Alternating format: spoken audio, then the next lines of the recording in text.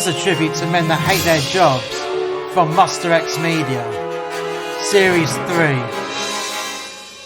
Episode 14, Obliteration. It was my first shift after having 4 shifts off on the trot, which was a great 4-day break. I had a nice barbecue with the family, and I got done a few chores that I really needed to do, so that was great. Although on the last day, our illustrious piece of shit First Minister of Wales, Mr. Mark Drakeford, he decided that on the 5th of July that he wasn't going to give us our final roadmap out of lockdown. No, he waited for Boris to make his announcement, and he made an arrogant remark saying, well, that's England and I haven't made my decision up, and I'll be making my decision on the 15th. Although he lied, because he was supposed to have made that announcement on the 5th as well. Anyways, that put me in the bad mood, a real bad mood, because yet again I was unable to put in my resignation to that lovely piece of shit place that I work at, which is where I make my stories, which makes my stories come true. So back on my first shift, and within the first hour, this little bastard group of bastard children, I say children, they're about 14 and 15, maybe even coming up to 16, and they're just throwing stuff around and causing a fucking mess. So I said to them, oi, pack that in now. And then they began to laugh. I thought I'd give them a little bit of leeway, okay? Then they started doing it again, and I said, oi, you stop that now. If you carry on doing that, I'm gonna ask you to leave.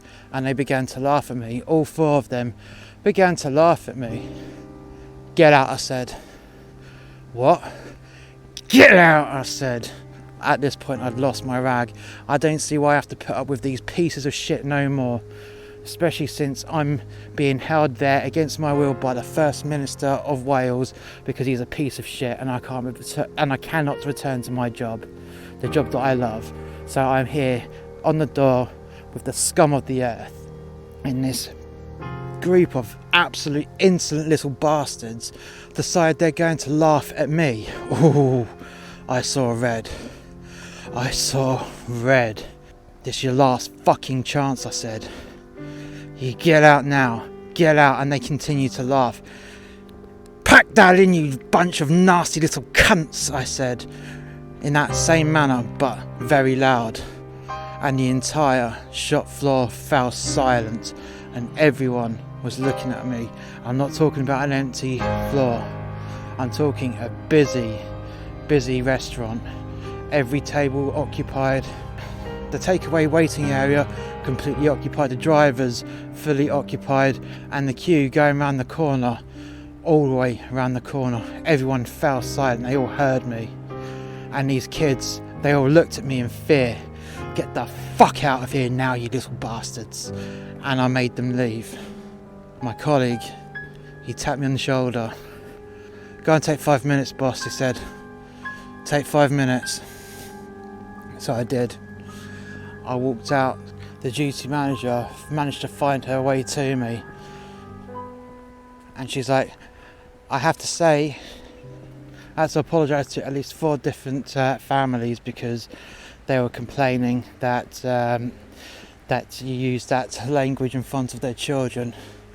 She paused. I looked at her as though I didn't give 2 fucking shits, and she knew that I didn't give 2 fucking shits, and she also knew that I was leaving whenever I was available to leave. And she just turned around and said, next time you're going to shout at them, just shout at them, just don't call them cunts, okay? I'm like, that's fine, that's absolutely fine. We've also got a couple of customers who are backing you up because they had enough of these children as well. Oh, that's very good, I said. That's very good. What a bunch of fucking cunts. Later that evening, 10 minutes to closing, I was instructed to go outside by the duty manager and stop anyone from joining the queue because there's no way we could fulfill all these orders by closing, as we were closing in 10 minutes. So I joined the back of the queue And we managed to just about clear the backlog with a couple of minutes left to spare. And this man turned up wanting to be served. Sorry sir, we stopped taking orders. That's not good enough, he said. Well, I'll tell you what's not good enough. You need a fucking watch, you cunt. And he looked at me and said, what? You heard me. Are you fucking deaf? What's good enough is you need a watch. We're not taking any more orders. We've got all that screen full of orders. And you think that you can talk to me like that? I've had a shit day, mate. I've had a real fucking shit day. And the last thing I need is for you to take your shit day out on me, and I've had a real shit day. So, how about you just turn around and walk away because you're not getting served?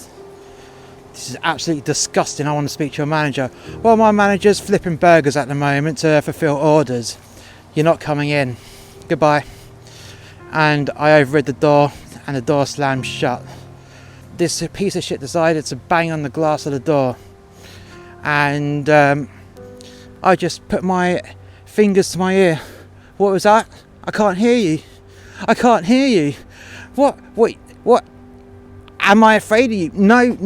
How about you just go fuck yourself?